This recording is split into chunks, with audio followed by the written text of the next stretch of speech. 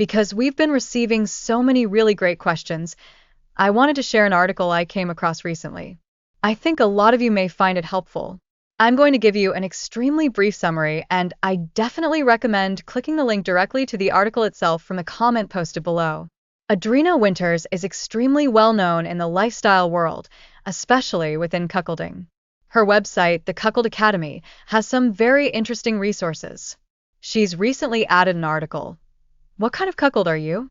A guide to the 5 archetypes, and I was surprised to recognize how much clearer it actually made everything I've seen or read.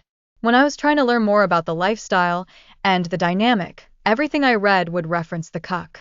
Simply the cuck. There would be a variety of behavior discussed in different situations, but there was a single cuck. Again, I recommend reading the article yourself for full details. The article lists 5 different types of cuck, though it's definitely possible for a cuck to be more than one type. She also includes a graphic which I really enjoyed but unfortunately could not include here. I'm pretty sure I've already suggested you seek out the article. The 5 types fall on a spectrum from 0 to 4.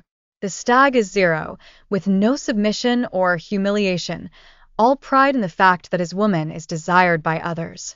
The compulsive cuck is 1, similarly with no submission or humiliation, but his joy and arousal is from her pleasure and satisfaction.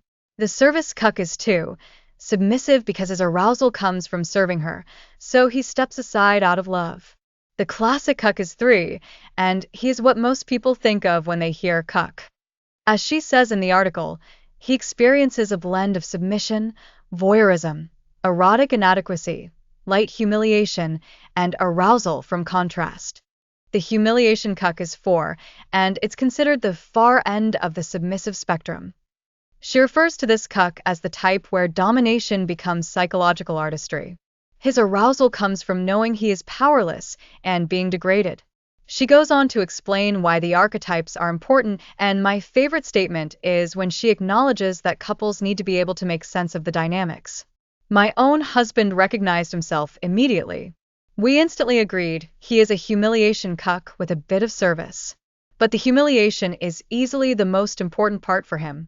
The classic image of a cuckold doesn't remotely apply to our dynamic, and we've actually had to explain that more than once to a boyfriend.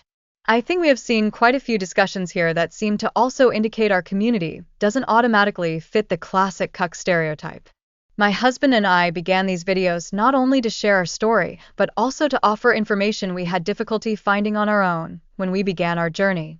I should probably rework our page to include the words, "Everyone is different" somewhere in the logo simply because I say it so often. But I'd like to think that sharing this particular information might reinforce those words a bit more. Please like and subscribe in the bottom right-hand corner.